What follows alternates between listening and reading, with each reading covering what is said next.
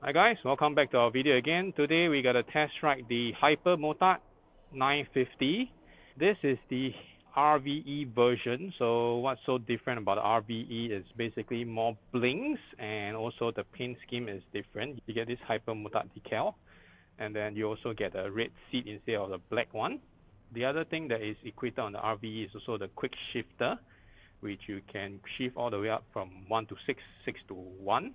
Okay, you get rainbow brakes, single-sided swing arm at the rail, and then you get dual 4-port mounted caliper disc brake, and it's from Rainbow. And then you got your oil cooler, radiator.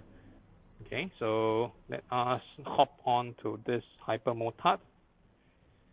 Okay, we need to tiptoe when we are sitting on the Hypermotard. It's pretty tall.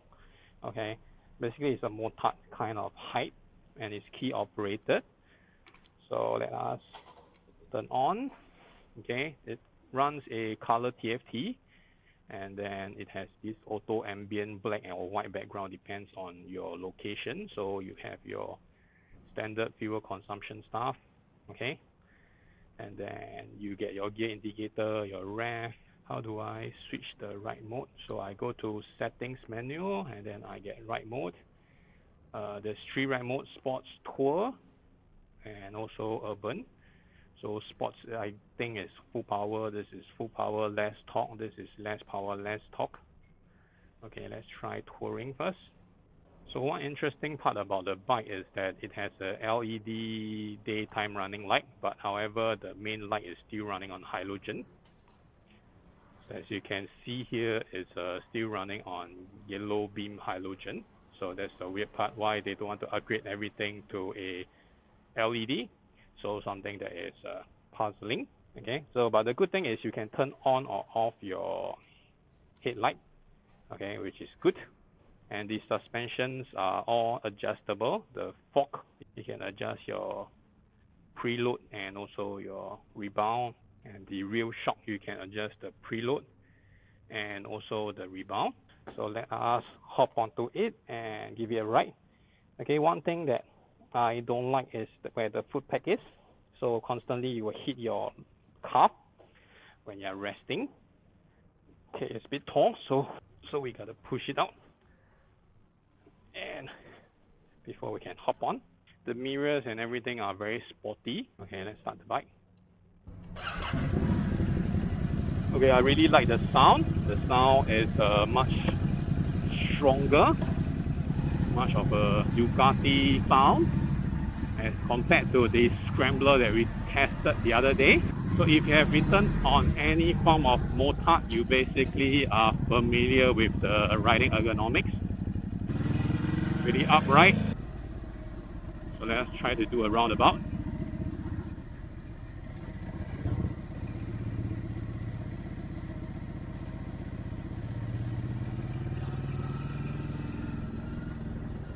It's pretty easy to handle, and it's really torquey. Okay, the bike is really light and it's really easy to handle. The brake is really good. Okay, it's much sharper because I guess it's the twin disc and front. The quick shifter is also quite smooth if you are above 3000 RPM. So it has a downshift auto bleed. Okay, you need to close the throttle in order for the downshift to work. Okay, else the bike would not allow you to shift at all. So most of the time you only use quick shifter on a higher rev situation because you want to accelerate quickly. On a slow pace like this, I doubt you get a chance to use it. Okay, it's pretty tall. So if you are not used to it, it might be a little bit scary.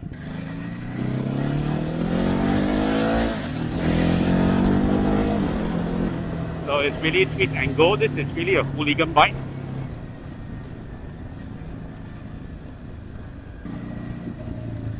If you ride anything below 3005, I guess you will feel the choppiness of a V-twin. Once you hit above that, basically you feel that the whole engine smoothen out. However, I really hate this pack. You see it's hitting me, so I have to put behind or in front, which is rather weird. Okay, let's try to squeeze through traffic, see whether we can do it. Okay, it's a bit tight. Okay, it starts to feel the heat basically, but it's not as bad as the scrambler. Okay, you can see the coolant is now 101 because there's a radiator fan, there's oil cooler and many cooling measures on the Hypermotard. But let's try if we can squeeze through. I think it's a bit tough.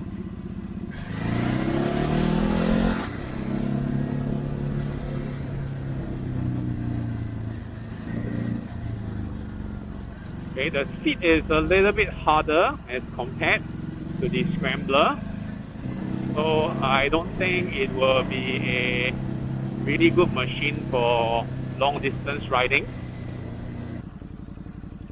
Okay, but I really like the sound. You can hear that it's very punchy. I start to feel that the frame is getting hot. Okay, when you're touching it, you can feel the heat.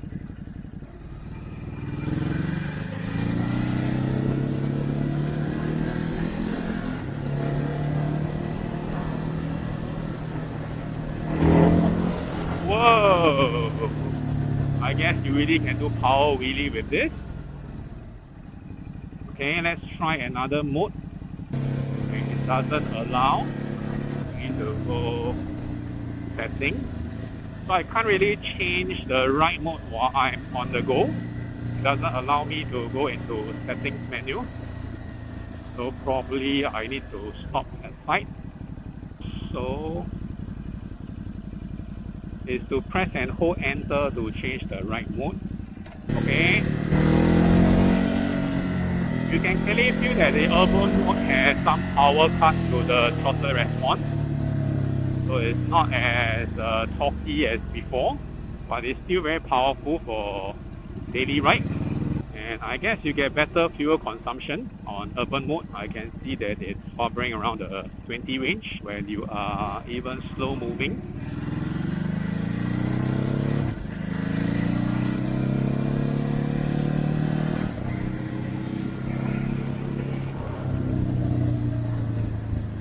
The whole feeling is like you are sitting on the bike, which is tall, and it gives you that very commanding view that you can really view very far away from the traffic. Okay, the brake is really good. I really like the brake. It feels like a performance brake. When we mention performance, it means in terms of street use. Yeah, I really don't like this foot peg. It's poking on me. And you can feel that the frame here is getting hot, but it's a bearable kind of hot. And since you're waiting, why not we try the sports mode and see how it goes. Okay, now sports, you can see that the graphic turns red.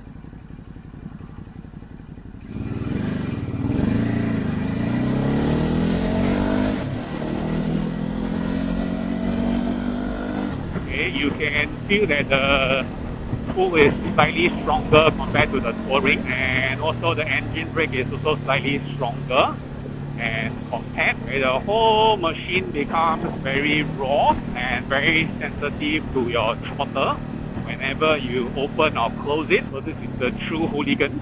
Okay, we better go back to touring mode. Close throttle, okay, close throttle, and then open again. Okay, so you can switch mode while you're on the go. The touring mode is a very good in between, I would say. So it gives you the power but not that torquey. On this Hypermotard, basically I don't see any vibration. Significant vibration, I would say, on the handlebar once it reaches above 3,500 RPM. And the foot peg, I guess because there's a damper, because there's this rubber damper. So basically you don't feel any vibration on the foot peg, which is a really nice touch.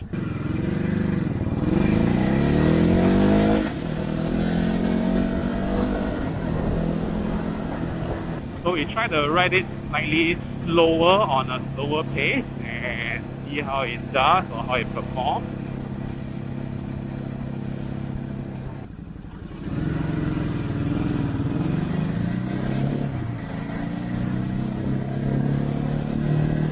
So we will try to make a U-turn and see how well or how agile this thing is. I don't think it will face any difficulty doing sharp U-turns because the bike is really light. Okay, and you can really pin it down like a Motard. So doing short bend shouldn't be an issue because ultimately it's a Motard, it's supposed to fly around and also has a very good steering angle. Okay, even the rear brake is pretty sharp.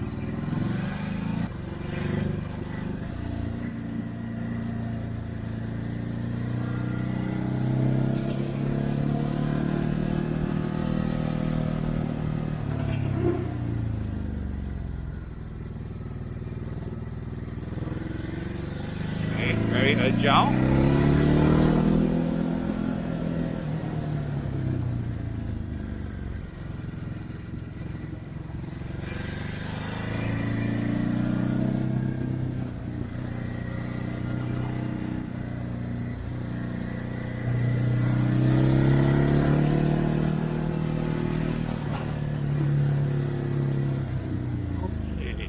We can do a on the spot turning. Yes, you can. Well done, Hypermotard.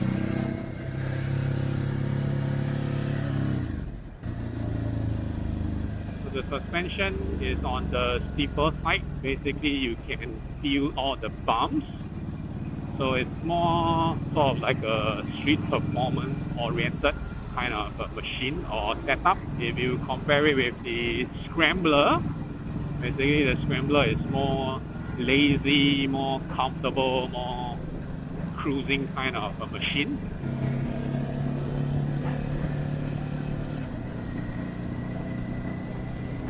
I realize that I'm still not used to the quick shifter. Constantly I will just pull in the clutch steel.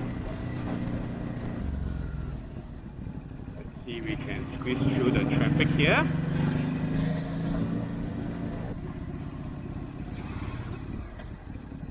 No issue with that.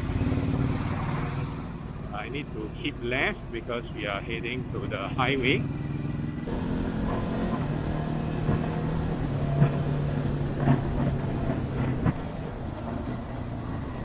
You get the smoothest result if you downshift under 3000 RPM, and if you are above 5000 upshift, the whole quick shifter is very seamless. Okay, now I'm at 4005. I can feel that this here, my inner thigh, this hang area has certain frequency of vibration. Not something that you can say is really comfortable over a long period. So we check out how it cruises at gear 6. So we really need to keep it above 3005 RPM before the jerkiness wears off. They got a cruise at 4000 RPM, I guess. Standard as a street bike, there's no wind protection on this Hypermotard, so you have to fight the wind resistance if you are cruising at a higher pace. But definitely it's more of like a urban assault machine, they always call it. So this guy is really shine when you are using it from traffic light to traffic light, hooligan kind of riding. I would say that it's a really fun bike. No doubt about it. It can be a daily rider, of course. It doesn't have like a crazy amount of power and it is really hard to control. But it does give you the power when you need it, and it can be ridden at a slower pace if you really want to. The fuel consumption is about 19.3, as you can see, plus minus. We did a lot of mindless riding. I think if you are purely just doing highway or highway most of the time, you can get it within the low 20 range. Shouldn't be an issue. On top of that, you still got your urban mode, like your fuel saving mode. I guess the power delivery is definitely more than enough for to use it as a daily ride. So you see, I still use the clutch, although it's a quick shifter. Too used to it.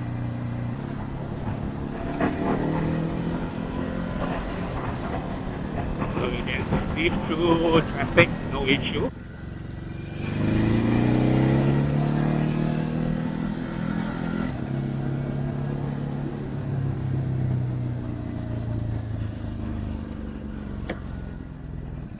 So as you can see, the fuel efficiency also went up to 23.4 after we hit more highways. So the other part of the bike is actually the sound you can hear. It's very punchy, so it makes the bike feel very lively. It makes you feel excited about the ride.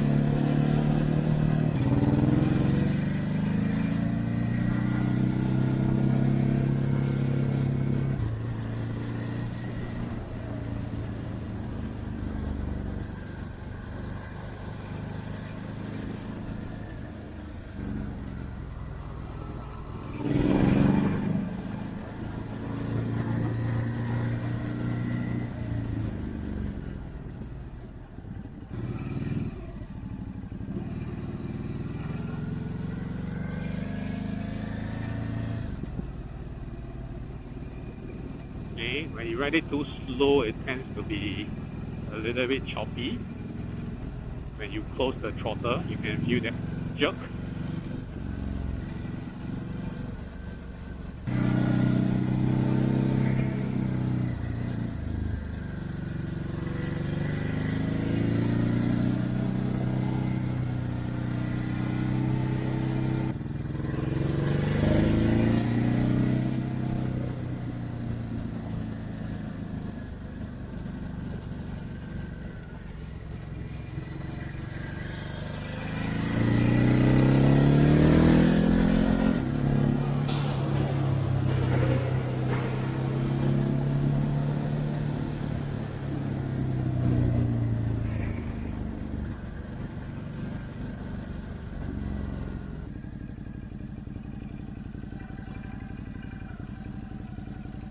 Alright guys, so thank you for watching this video. So this is basically the end of this Hypermotard test ride. We gotta return the bike and see you on our next video. Bye bye.